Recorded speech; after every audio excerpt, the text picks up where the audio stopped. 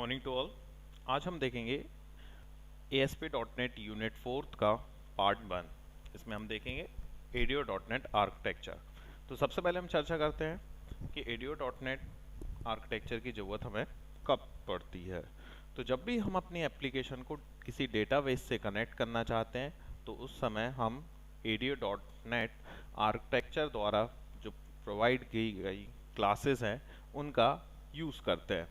तो अब हम अच्छी तरह से इन क्लासेस का यूज़ कर पाएँ अपनी रिक्वायरमेंट के, अपनी ज़रूरत के अनुसार, तो उसके लिए हमें ADO.NET का आर्किटेक्चर पहले समझने की ज़रूरत होती है।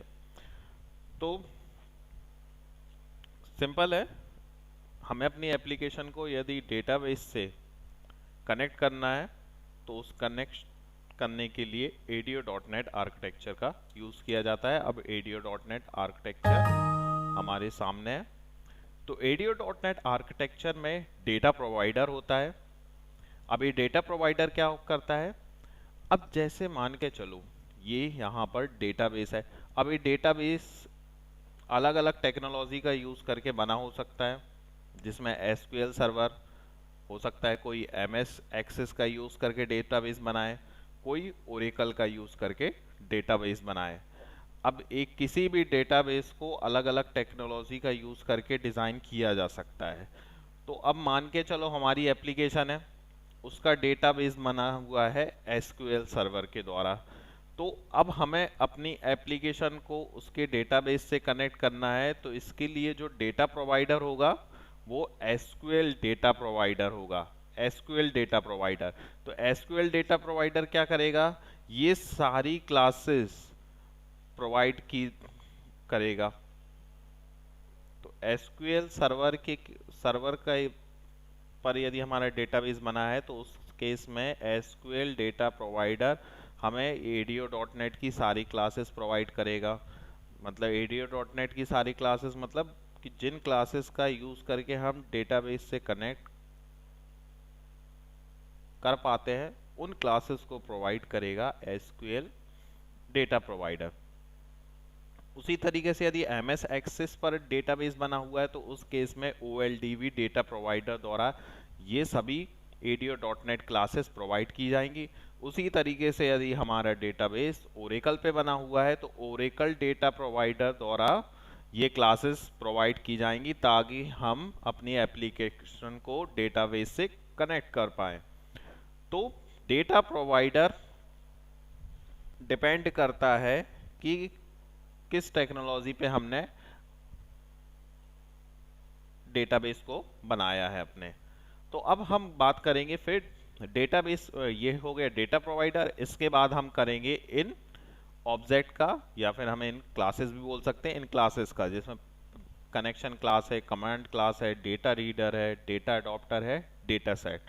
तो आगे नेक्स्ट स्लाइड में हम देखते हैं ADO.NET क्लासेस का सेट होता है जिनके द्वारा हम डेटाबेस से इंटरेक्ट कर सकते हैं। तो हमने ये क्लासेस देखी, connection, command, data reader, data adopter, data set. तो इन सब का कलेक्शन होता है ADO.NET। तो ADO.NET क्लासेस का सेट होता है जिनके द्वारा हम डेटाबेस से इंटरेक्ट कर सकते हैं। ADO.NET निम्न ऑब्जेक्ट द्वारा डेटा को हैंडल करता है। तो अब एक एक करके हम इन ऑब्जेक्ट्स को देखेंगे। तो पहला है डेटा कनेक्शन ऑब्जेक्ट। किसी भी डेटाबेस के साथ कार्य करने पर हमें डेटाबेस के साथ कनेक्शन करना होता है। डेटा कनेक्शन ऑब्जेक्ट के द्वारा एप्लीकेशन डेटाबेस से कनेक्ट होती है। मतलब हमारी एप्लीकेशन को यदि हमें किसी भी डेटाबेस से, यदि हम चाहते हैं कि हम अपनी एप्लीकेशन पर एप्लीकेशन का यूज करके डेटाबेस पर कार्य कर पाए, तो सबसे पहले तो हमें अपनी एप्लीकेशन को डेटाबेस से कनेक्ट करना पड़ेगा। तो इसके लिए डेटा कनेक्शन ऑब्जेक्ट का यूज किया जाता है। अब आता है कमांड ऑब्जेक्ट। इसे कमांड को एग्जीक्यूट करने के लिए प्रयोग किया जाता है। हम डायग्राम में पहले भी देख चुके हैं ये command.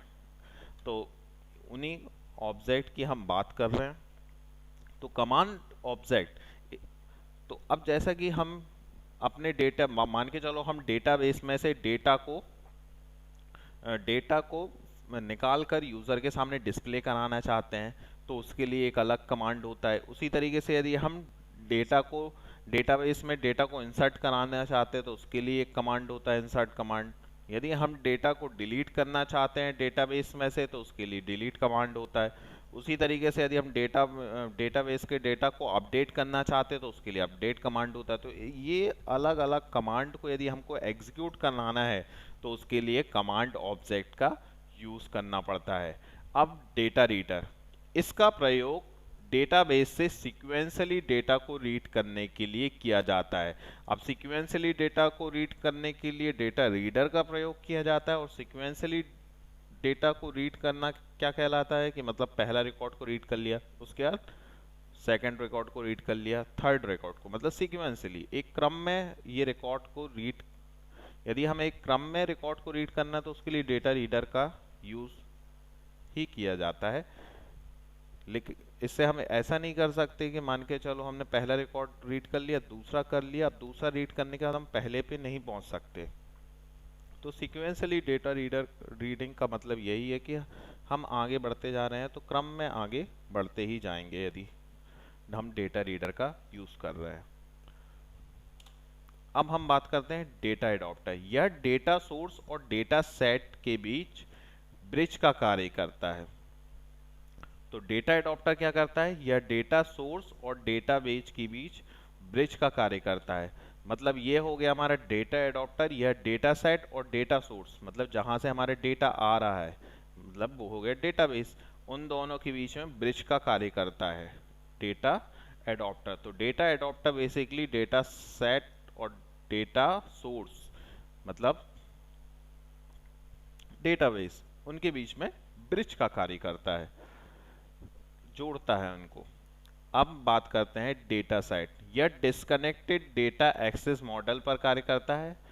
Disconnected data access model पर कार्य करता है डेटा सेट। इसे फिल करने पर सारा डेटा इसमें स्टोर हो जाता है और डेटा सोर्स से इसका कनेक्शन समाप्त हो जाता है। मतलब यहां डिस्कनेक्टेड डेटा एक्सेस मॉडल पर कार्य करता है का मतलब यह है कि जब भी डेटा सेट पर हम वर्क करते हैं तो सबसे पहले तो कनेक्शन एस्टेब्लिश होता है। कनेक्शन एस्टेब्लिश होने के बाद डेटा एडॉप्टर के माध्यम से डेटा सेट डेटाबेस से जुड़ता है।